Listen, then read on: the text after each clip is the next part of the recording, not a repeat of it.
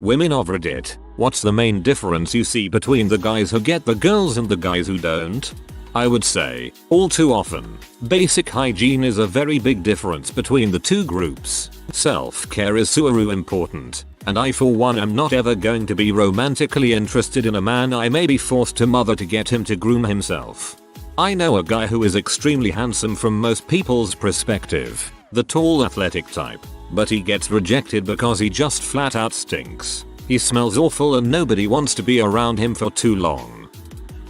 Haven't seen it yet, so only talking to women when they have romantic intentions, goals already set. I see a bunch of dudes fail because they only talk to a select few girls with a specific end goal in mind. So often they fail to learn anything about the person and focus on selling themselves and jumping straight into bed. Just relax. If you talk to 10 girls like normal human beings, you might find a spark with one of them. But if you limit yourself to the few girls you imagined a spark with, you'll be much less successful. I know people who pretty much met people through other friends. If you have a healthy mix of male and female friends, you are more likely to meet someone that way. It is a worry for women to end up with an abusive person, so having good attitude around other women is a good safety sign. Any date who gets jealous of your friends who are women isn't worth dating either. Once you get out of school into the working world, I notice a big divide between people who do things outside of work and people who don't. Men and women included. So many people, I've been guilty myself, just let themselves become very boring. People who find them doing an activity, hobby, whatever. You have to put yourself in a position to meet a like-minded person. Which means if all you do is go to work, go to the gym and not talk to anyone, and play men's beer league sports, you are not going to meet many eligible women. Also, let your freak flag fly. If you love gaming or Game of Thrones or sock puppets, don't hide it when looking for a partner. Trying to be cool or normal comes off boring. Look for events where you'll meet other people who love the same thing. And online dating is a great way to meet people. So many people still think it's for losers. Nope. Being single when you want to have someone and doing nothing about it because you're too cool is for losers. OMG this. So many boring people out there. My favorite thing to ask people when out at bars meeting new people is to ask what they do for fun. Can get a big look into their world by what they do for fun.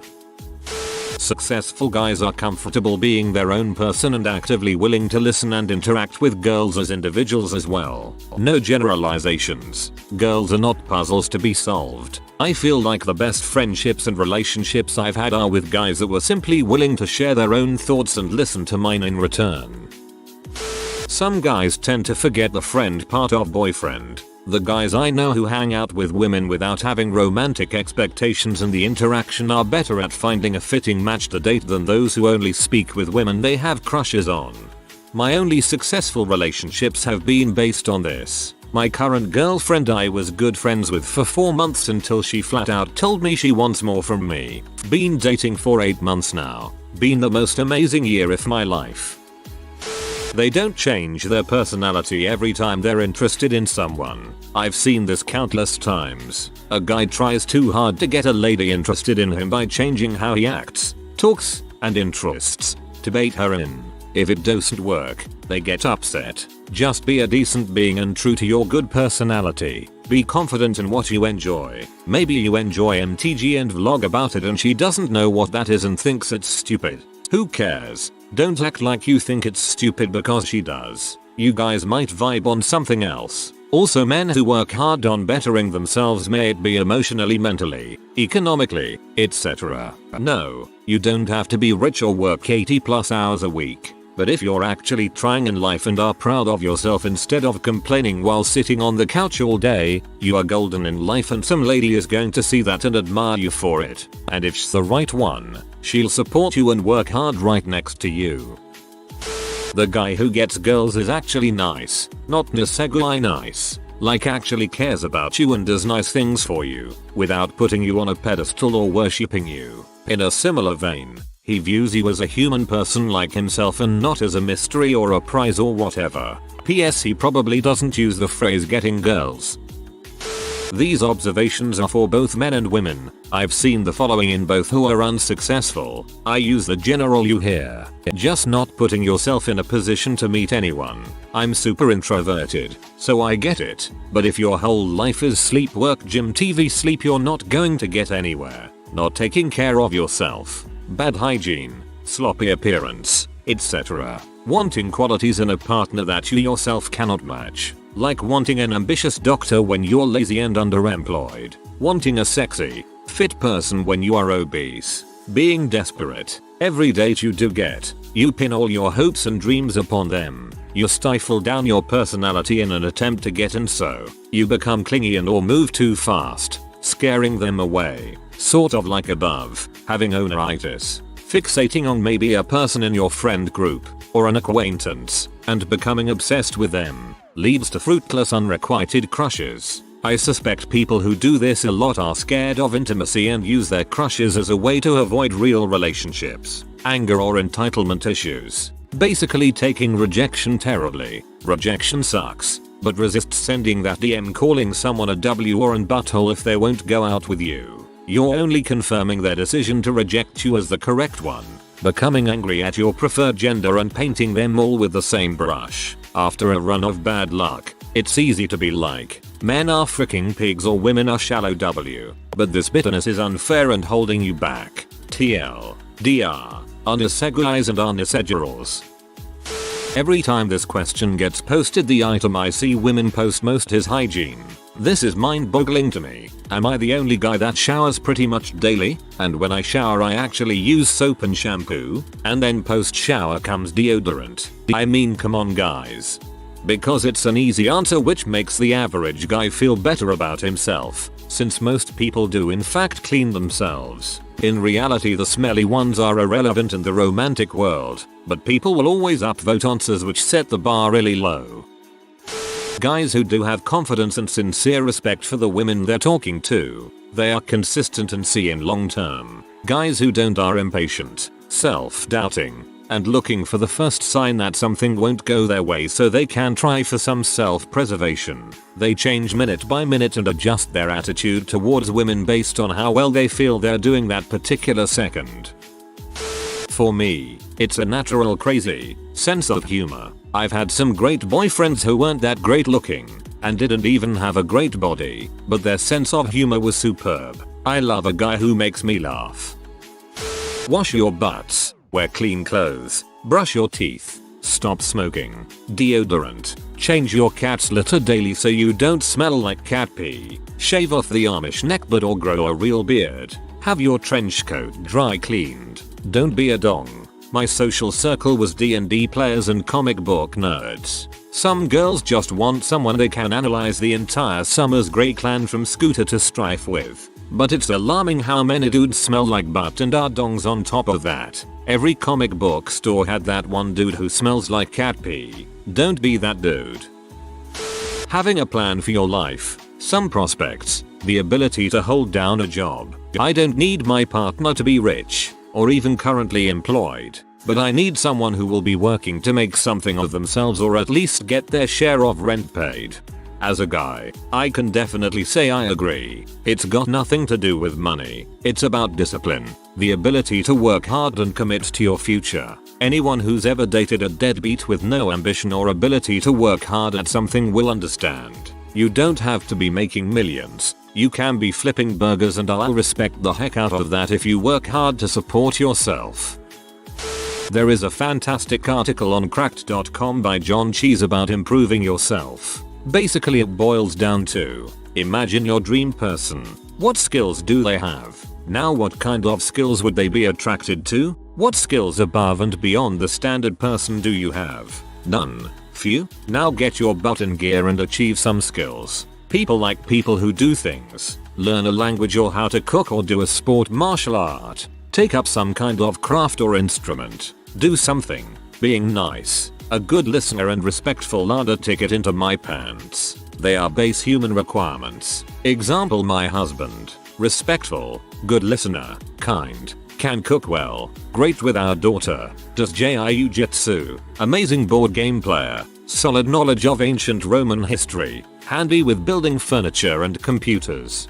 Add to that list nunchuck skills, bow hunting skills, and computer hacking skills.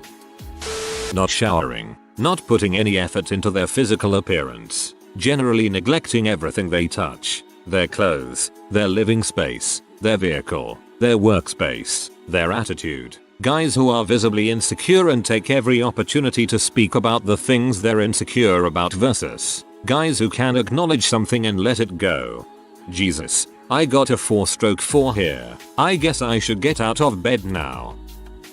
Men in long-term relationships seem to have less hang-ups about trying to be manly, less anger, and more involved with putting others above themselves. Also, confidence seems to be good, but I think that goes for females also. Lack of whining, along with a decent amount of confidence and respect. I've known guys that weren't terrible human beings, but all they did was whine about everybody who ever wronged them, when half the problems they had were of their own doing because they made choices that took them there. The best part of my current relationship is that I want to take care of him and he wants to take care of me. We respect each other as human beings, and while we have a friendly sports rivalry, we value each other and go out of our way to make the other feel good. We have our normal complaints about work, life, and stuff, but ultimately, we take what life deals us and go with the flow. Confidence, but also the power of keeping a conversation going, the charm and the interest they show to get to know me. I get really disappointed to a guy if I start talking but he's not really listening, and even more if it's him the one who asked me to speak. I've noticed that looks don't matter. The guy can be weird looking or ugly, but he still gets the girl because he's funny or charming, or at least shows confidence in himself. Polite, not overbearing, emotionally stable, driven. Looking after oneself. This amounts to basic hygiene, clean clothing, and simple maintenance, such as brushing one's hair, or, if you have facial hair, keeping it trimmed and tidy. Perfection isn't the key, just look like you did a bit more than roll out of bed. Being realistic in your expectations of who you're actually attractive to. If you're unemployed and spend all your time playing video games, you're not likely to be attractive to someone that has ambitious career goals. If you are an overweight couch potato, chances are that you are not going to be a great prospect to someone that loves to exercise and orders a lot of activities outdoors. Gender role expectations. This one tends to be more subtle, as some guys don't realize that they have these internalized expectations. But keep in mind that you are both equals. Women do not have patience for a guy that expects his girlfriend wife to be his maid or his mother, i.e., cook, clean, do laundry, do all the bills, or remind him about basic things like eat your veggies or see a doctor. Addendum: there's a difference between choosing to do these things and avoiding doing them because it's someone else's job. Women tend to prefer a guy that is secure in his masculinity and comfortable splitting chores. It's not emasculating to do laundry or help with dinner, nor for her to do more of the work outside if you're not really into yard work. Arrogance. It's one thing to be confident, but cockiness tends to drive women away. Men that think they're God's gift to women or view them as conquests are usually looked down on. Nice guys. TM. Going on about the friend zone or a girl leading you on because she was nice to you is a surefire way to ensure nobody wants to be with you. Guys that have this view that we owe men sex simply by virtue of a guy being nice are a huge turn off. Women are allowed to turn down a date simply because they're not interested. They don't owe anyone a chance. I'm a nice person. Nice is boring. What else do you have to offer? Shared hobbies, passion for a sport, artistic expression, etc. Also, for what it's worth, all of these tips apply to women as well, or to anyone their preferred gender. Don't be a dong, don't be lazy, and be realistic in what you bring to the table. You are not owed love or sex from anyone. The nice guy part is spot on. I have been friends with guys and had zero idea he had any romantic feelings and then be ripped apart because I friend zoned him. I'm the girl who pays her own way, so it's not like I'm letting a guy take me to fancy dinner and acting like I didn't know he liked me. We're talking about wings and beers while watching the game. I know guys who don't have trouble getting girlfriends and guys who never seem to be able to find a girl. I find guys who have GFS very respectful of women in general and talk to women like they talk to one of the guys, i.e., Focus on topics of common interest, rather than, what kind of things would women like to talk about? The guys I know who have trouble landing GFS often make very sexist remarks and have a very condescending attitude toward women. It might be a vicious cycle as well. They have trouble talking to women, can't seem to hold proper conversations with them, so they start to see women as aloof or mean, so they begin to form prejudices against them. On the other hand, looks also matter. I think all my decent looking guy friends are taken. I've noticed that guys who have a more positive outlook about dating in turn tend to get more dates. These are the guys that when rejected say something like dang, too bad and move on, instead of what a bee, why would she turn me down? I'm such a nice guy, she should at least give me a chance. Maybe their positive outlook on dating is a symptom of their dating success and not a cause. If you don't be a dong upon being rejected, but are still not thinking positive, the outcome would be the same. Note, am guy. Date grills. That said, 1. Hygiene. Guys who clean the frick up are not even talking about being clean shaven and having a decent haircut here. Just people who shower daily and generally use soap and shampoo instead of just letting it all hang out and relying on body spray and deodorant to stay fresh. 2. Confidence. It's a stupid double standard, but it's one many women and many men are not interested in letting go of. Guys are expected to get the girl. Girls who don't put themselves out there are defended for it. Guys who don't are considered losers, betas, gammas, epsilons, deltas and whatever else the hip young folks call guys who are more inward oriented. 3. Guys who are put together versus those who are not. For example, is the interior of your car clean? Do you dress like you dress yourself or your mom? Are your clothes clean? When I step into your house, is it clean and orderly or is it a complete mess? Do you cook or does everything come out of a box? No one's saying you need to make crown rack of lamb, but for the love of God know how to make fried egg. 4. Guys who are worldly versus those who are the one trick pony. Following the previous point, when I step into your living space, am I going to be treated to a room that is full of World of Warcraft stuff and absolutely nothing else? Like, for me, that'd be a home run, because while I'm usually quiet and reserved, I will never, ever shut up if you get onto the subject of WoW. But if not, and if it's clear WoW is a huge passion for you, there's no room in there for a relationship. If she doesn't like it, that will be a boat anchor your relationship never escapes, because there's only so much negotiating around it you can do before you concede that she's not going to be interested in someone with such a burdensome hobby. 5. Aspirations and goals. While there are literally women out there who will live vicariously through the accomplishments of their husband and claim partial responsibility, not unfounded either, for helping them reach it, there's far fewer who will stick around with a guy whose goal in life is to go from being the night shift stock clerk at the that guy who will legit be okay working the same retail job he had 10 years ago in another 10 years is going to find himself struggling, because at the end of the day women are not interested in entering any sort of long-term relationship with a guy who's financially dangerous. You might be able to live barely on wages hanging around minimum wage, but that ain't retiring money. The grills you date have some serious expectations. Pardon me for interrupting. I'm a guy, but I can tell you exactly what girls want. They tell me all the time, girls want security. How do I know this? Well, every time I'm out at a club and I see a girl I'm interested in, I'll approach her. As soon as I get near to her, she'll start shouting, "Security, security." The guys that don't are usually not as driven as the guys that do. You have to get out there, ask that girl out. Worst she can say is no. Then you move on to the next one.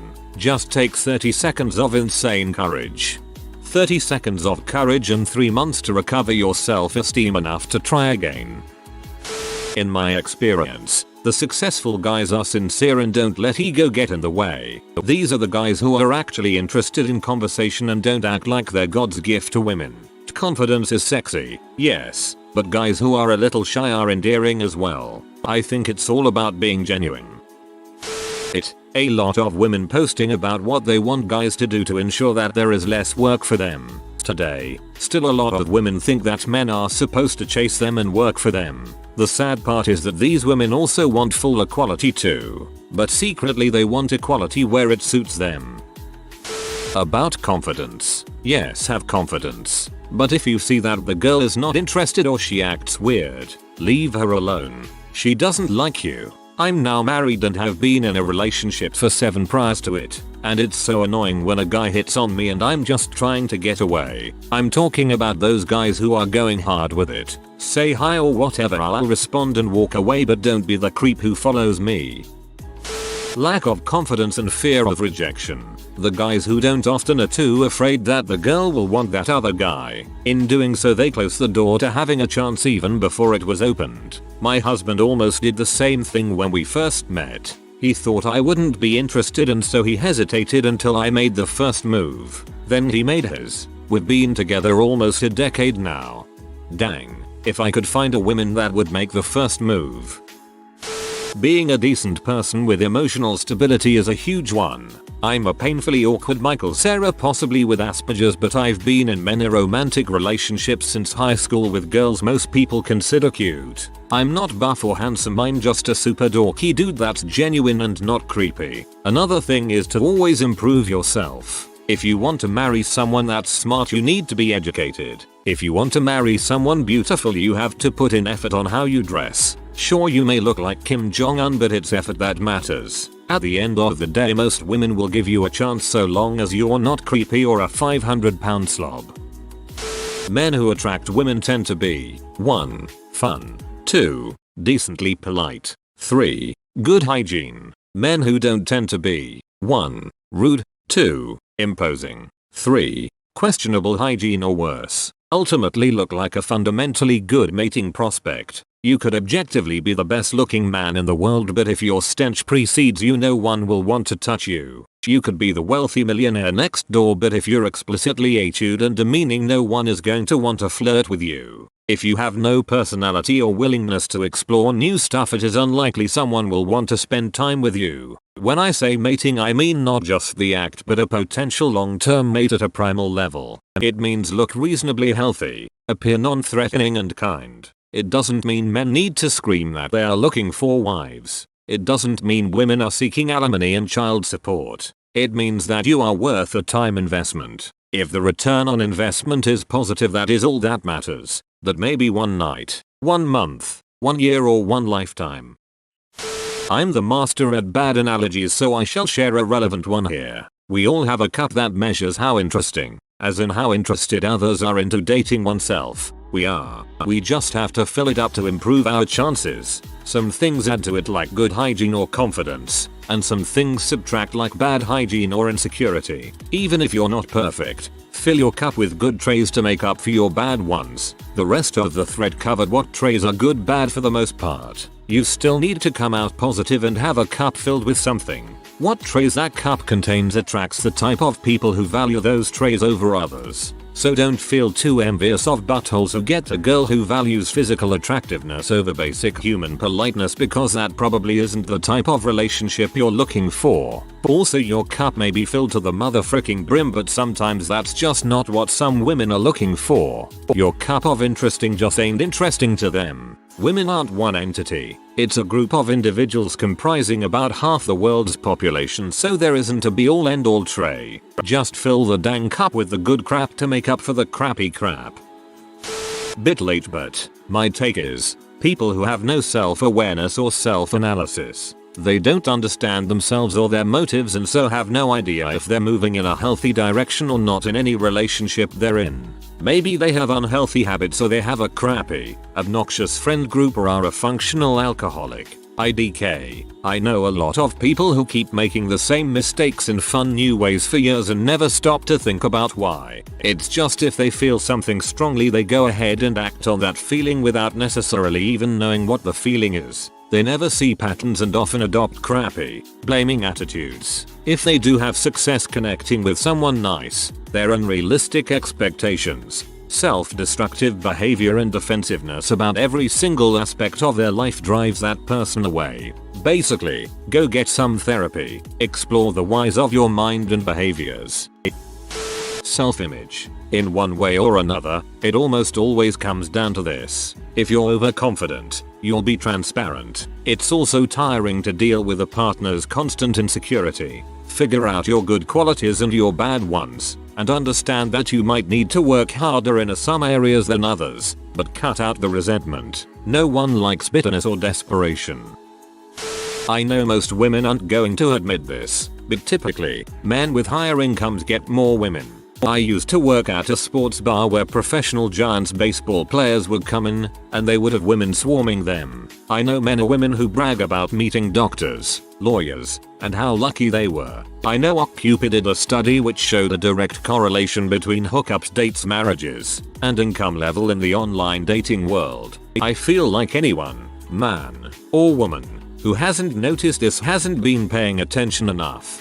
Lots of lawyers and doctors don't even earn that much. Bragging about meeting a lawyer and getting lucky so you can mooch off him makes me cringe so much. Sounds like my partner's ex-wife. Lots of ex post facto reasoning here. The same behavior is acceptable in a good looking guy and unacceptable in a bad looking guy. Honestly true. I'm guilty. My husband made a joke about mentally handicapped kids when we were dating. I told him it was unacceptable and I have never heard anything like that from him again. I wouldn't have tolerated it from someone else. Reading through and I haven't seen looks mentioned once. Women, do you really feel that's not a factor, or are you just focusing on controllable issues? I know hygiene, haircuts and clothes that fit help a lot with looks, but does no one believe being handsome is a factor? Make friends with girls, then cherish those same friendships. Sure, you're inevitably going to get friend-zoned by one of them, but the worst case scenario for that is you guys still get to be friends. If you love and cherish somebody as a friend, it's pretty hard to see that as a bad situation. If you're a dude whose only interactions with women are propositioning them to have sex, you're going to get creep-zoned. It's like friend-zoned, except without the friends, and also it's an inescapable heck that'll tank your chances of having interactions with a lot of people. I've seen guy friends lock in and pursue ladies that were either uninterested or unachievable for really long periods of time. Like, I don't know, there's this narrative about the friend zone, but it's not that the lady friend zoned them. It's literally that guy is literally orbiting themselves around. Like, she's clearly not interested and already said no, so he's basically in butthole who's making her more and more uncomfortable around him over time. And the victim complex their guy has about it is just the weirdest thing. So one thing any guy can do is to spend less time pursuing individuals who aren't interested. I've hung out with guys I would have fricked boyfriended right then and there if they weren't swooning over someone who weren't going to reciprocate. Other advice: use Tinder or Cupid. I can't emphasize this enough. You don't go door to door handing your resumes in person anymore. It's weird. Same with dating. Don't holler at me in the streets. Find me online. Also the same with finding a job. Networking is important. Networking is about finding real relationships, friends, co-workers, not dates, but like jobs. Your network can sometimes get you a better job date than the dating app. If you're not getting enough dates, you can't afford to try only one app or not networking. Also, networking don't mean harassing people for dates. It means forming natural relationships that can become dates or become, hey, my friend is single. You'll be surprised at how many people complain about being single but put zero effort into making connections possible before the chance of ruining them, of course. Don't be afraid of rejection. Rejection is awesome. It's a chance to move on to someone new. Also, don't be a creeper. Don't be afraid to be single. Don't have stupid perspectives on women. If it's a roleplay fetish, that's one thing. But if you genuinely believe women should be property or something stupid like that, then stay single forever. Anti-SJW YouTubers can distort your idea of what positive male masculinity and positive feminism is supposed to be about by parading endlessly fringe people. Overindulging in their vernacular can be a more modern version of the go make me a sandwich type sexism. Only this time it's just sexism under the guise of fake intellectualism. You will not appear smart to a woman. The red pill isn't flawless dating advice, but it is very good birth control. What I've noticed is that the guys that get the girls have the ability to forget. Kind of like a hitter in baseball, they just completely forget the last at bat. So rejection doesn't really faze them. They just move on. The guys who get girls are the ones that aren't bitter about not previously getting the girls. If there are two guys at a club, they both go for girls and both get denied. The dude, guy 1, that says yeah okay and moves on is a lot more attractive than the guy 2, who gets pissy and whiny or tbh even incelly. Watching Love Island this year and there's a super attractive doctor who all the girls avoid because he is guy 2. At least for me, the kind of men that I am most attracted to are kind and forgiving, but not pushovers. Good listeners who also have a life and hobbies of their own. I think that is what keeps things interesting. I like to hike, and my current BF will come with me once in a while, but his thing is having a nice yard and playing video games. He asks me about my day, I ask him about his. We both love food, so we cook a good meal, cuddle, and listen to podcasts. Some things together, some things separate. It seems to work out. I'm a 32-year-old straight female. If you are new to the channel, you can subscribe. I publish new videos every day. Until then, check another video.